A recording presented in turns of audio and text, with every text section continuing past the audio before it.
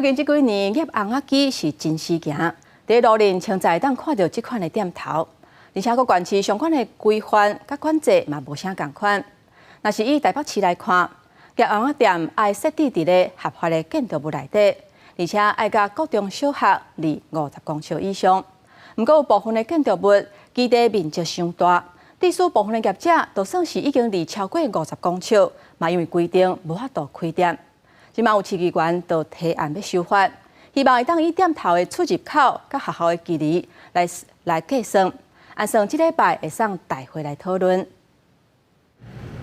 上准目标，甲业也刷过，想要夹饼、泡面、饮料或者是红仔等各种商品，拢会当试看卖。不过，这个业红仔店甲中小学到底爱离偌远？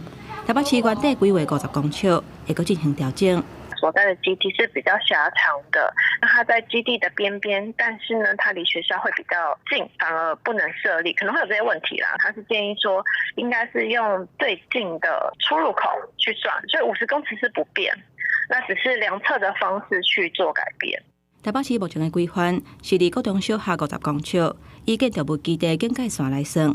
不过，这地属伫大面积建筑基地内底业红仔店，可能离超过50公尺远。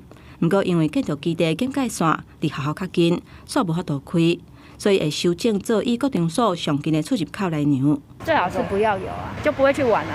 会玩就会玩，不会玩就是不会玩啊。不可能去限制小孩说他要不要玩，那外面的行为他怎么会知道？那我们台湾是正面表列，我政府规定你做什么，你才可以做什么，负面表列，这样才有办法创新创意啊！你要适度的了解整个的一个国际趋势和未来趋势，你不能讲说电玩它就是一个毒瘤啊，诸如此类的东西。业者认为讲，政府相关单位会当参考国际趋势、甲管制措施来进行调整，嘛希望各项规划会当提供业者配套的措施。